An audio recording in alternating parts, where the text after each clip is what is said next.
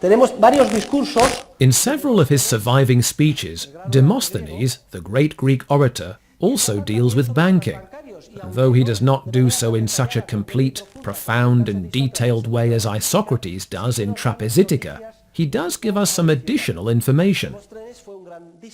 Demosthenes was a fantastic orator.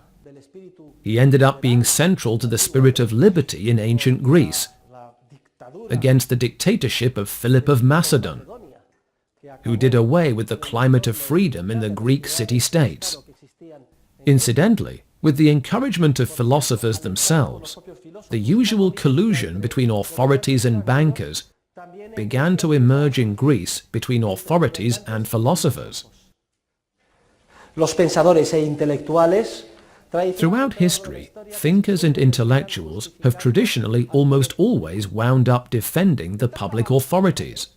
The much-lauded Socrates continuously finds fault with Athens and presents Sparta as an ideal model.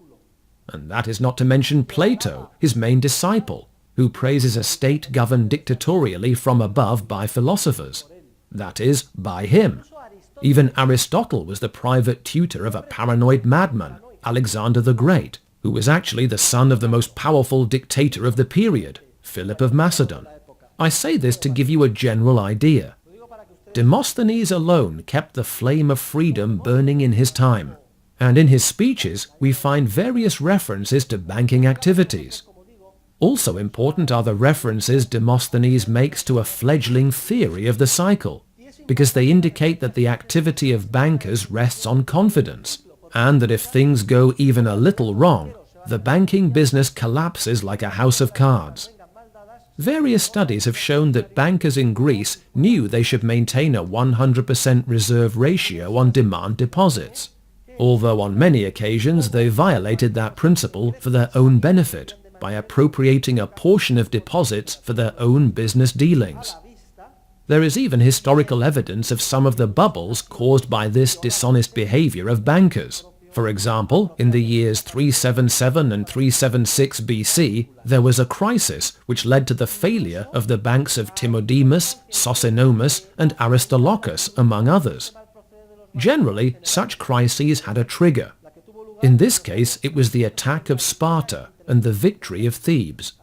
And in these financial crises, notice how significant this is, we are talking about the 4th century BC, we find historical evidence of the first rescue plans established by public authorities for banks. Well, a very severe banking crisis hit Ephesus after the revolt against Mithridates, and as a result, the authorities conducted the first rescue operation in favor of private bankers. It consisted of an express privilege which gave bankers a 10-year deferment on the return of demand deposits. In other words, the situation of bankers was becoming desperate. People were losing confidence in them. People went to withdraw their money and found it gone.